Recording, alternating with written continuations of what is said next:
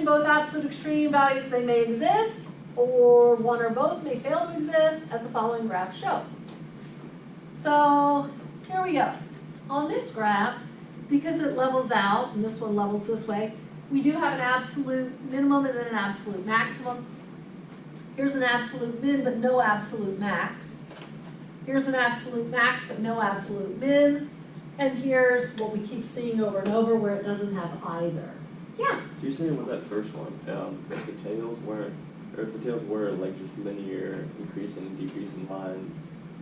So we're saying these are going to plateau and just... But if they were like a straight, more linear line, it wouldn't be an absolute max value. Is that what you're saying? If it was different. Right, so if they were like here, where it keeps going down, if this kept going down, it wouldn't be an absolute.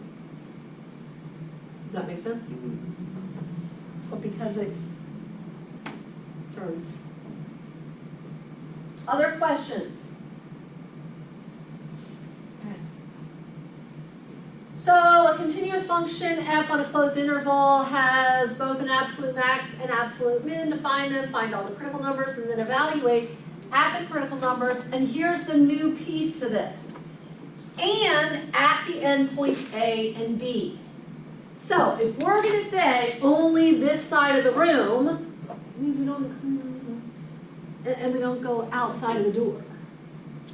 So when we say on the closed interval, so if I amended this little picture and said on the closed interval we have -3, so let's say -5 to 3. Do we have absolute max, absolute min? Well, to find out, we have all these points. Go back to the original function. I need to plot these 2 points. What are they? F of -5 equals and F of 3 equals. Tell me. Put in your calculator. Work it out.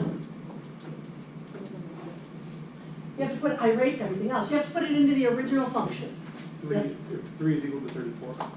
3 is equal to 34.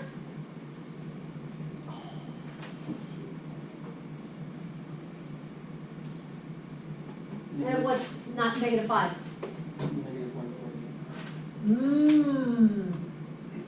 So, if I go all the way out here to -5, what'd you say, -148? Yeah. Is this an absolute min? No. What about if 3 goes all the way back up to 34, is that an absolute max? No. No, because there's another one over there. So these are the things that you have to consider. You have to consider the endpoints as well.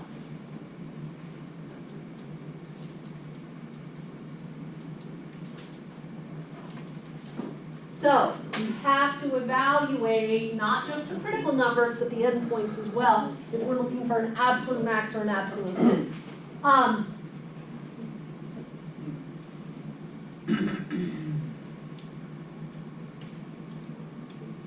And then the largest and smallest values found in step 2 will be the absolute max and minimum values of f.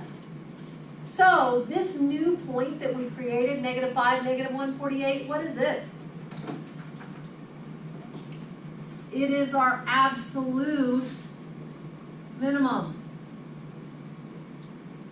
Unfortunately, shame on me for picking bad numbers, because I really probably should have picked 2 so that this could have been the absolute max, because now I have 2 of them, and I just said in the previous one, we're not going to have more than 1 absolute max and absolute min on the intervals that we pick. This is what I get for just picking without working it out ahead of time. Yeah, bad example. So we do have an absolute minimum down here at -148. But this was just, sorry. Okay. This says find the extreme value of f of x is equal equal to x cubed minus 9x squared plus 15x on the interval 0 to 3. So what do you do? Go ahead, tell me. Start by finding the critical values or for the x value for those, and then find the point of inflection, and then figure out the y intervals that go with that, and figure out their relative mass. So he's saying you gotta calculate a whole bunch of stuff. Yes, start with the critical numbers from the first derivative, find your inflection points from the second derivative, evaluate all of those in the original function, and then evaluate your endpoints of your interval. Don't forget about the interval.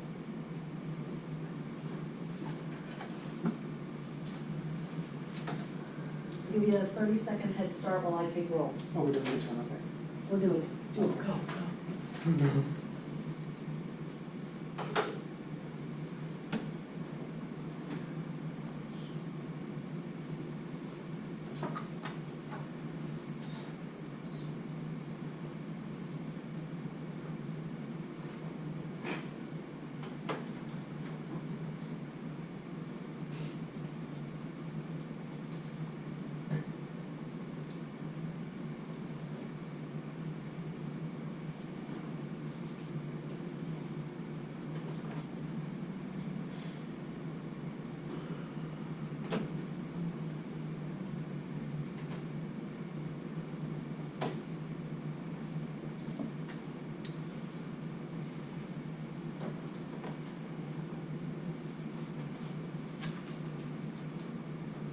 I do think some of these taking the derivatives are way easier than some of the other functions we've worked with previously. Are you in agreement there?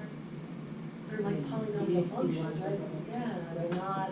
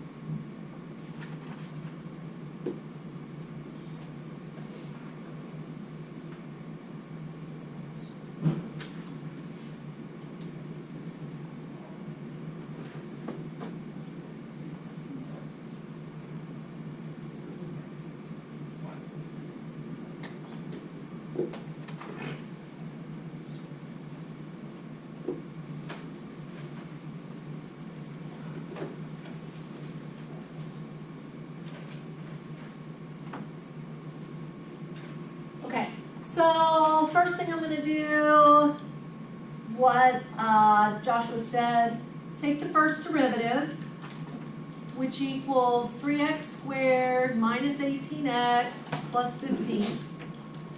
Setting it equal to 0, I'm going to factor out a 3. That leaves me with x squared minus 6x plus 5. And factoring the trinomial x minus 5 times x minus 1. Setting it equal to 0. I could divide the 3 off or set 3 equal to 0. I don't need that. So I've got x minus 5 equals 0 and x minus 1 equals 0. So x equals 5, x equals 1. So these are my critical numbers. I have a polynomial function, so it's continuous, smooth and continuous, but the interval I'm looking for is 0 to 3.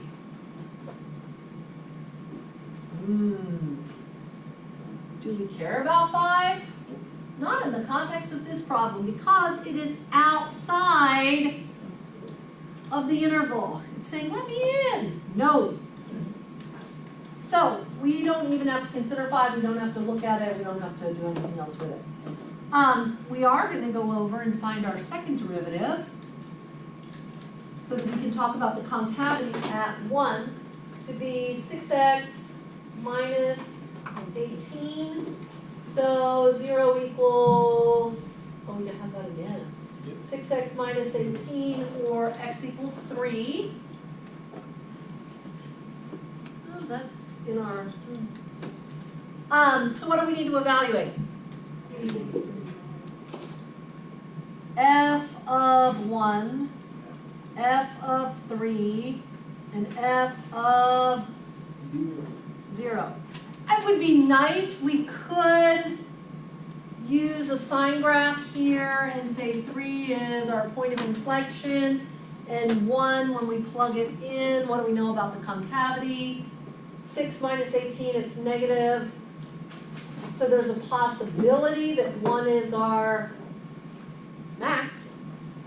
It's definitely a relative max. Whether or not it's the extreme max, that's what we're not sure about. So we plug in these values into the original function. 1 minus 9 plus 15, 7? Okay. F of 3, 3, 9, 27 minus, thank you, negative 9, and f of 0, 0. So indeed, f of 1, this is our max. And then 3 is down at negative 9, 0 is only down at 0. Which one's lower? Negative 9. So this one is our absolute minimum.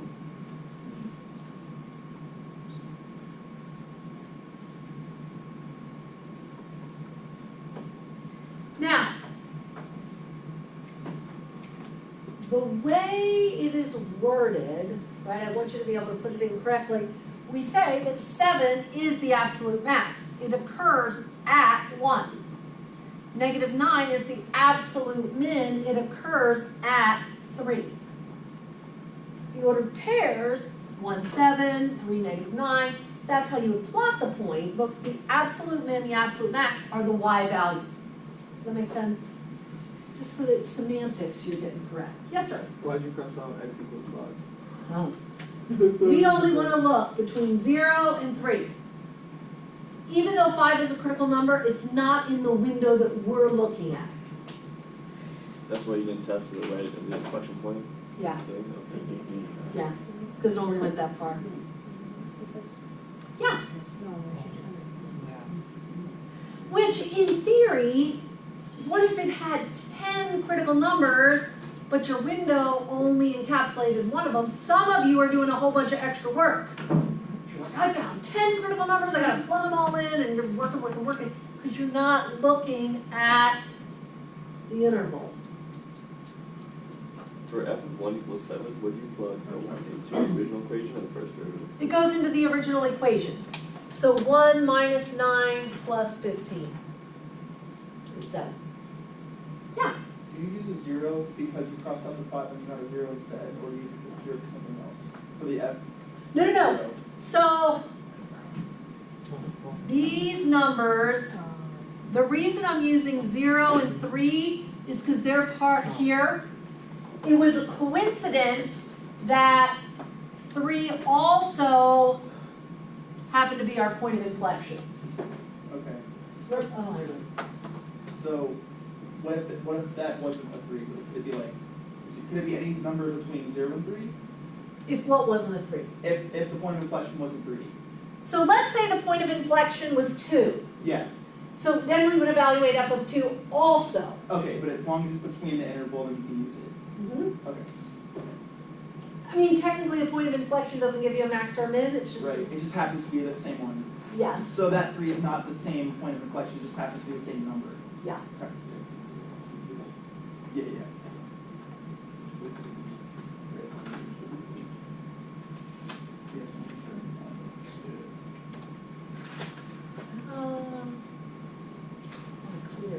Clear it. It's printed up ever so nicely in the slides. So we evaluated at the critical numbers and at the endpoints. Critical numbers, endpoints. So really, it happened to be the point of inflection, but we don't have to evaluate the point of inflection. But it's because it's an endpoint. You see the difference? Mm. Everybody else see the difference, what he's asking? Okay. We didn't evaluate 3 because it's a point of inflection, we're evaluating 3 because it's an endpoint.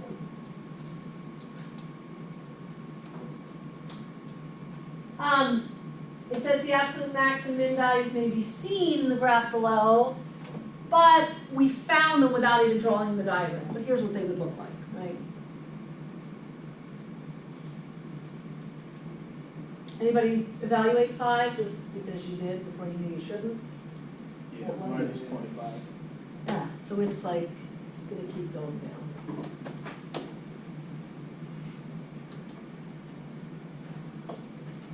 Okay, here are a couple of examples. It says find the absolute extreme values of the function of a given interval. F of x is equal to x cubed minus 12x squared plus 36x plus 1 on the interval of -1, 2. And f of x is equal to x cubed minus 27x on the interval from -4 to 4. And you're looking for an absolute min and an absolute max. The answers are there. You're trying to find them. Show me all your work to get there. You don't know, oh, I know what the absolute min is. Yeah, you do.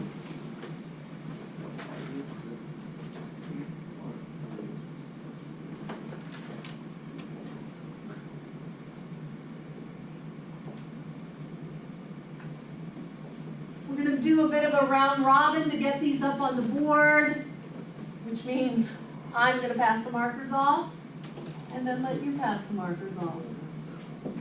Sounds like fun I know, and scary.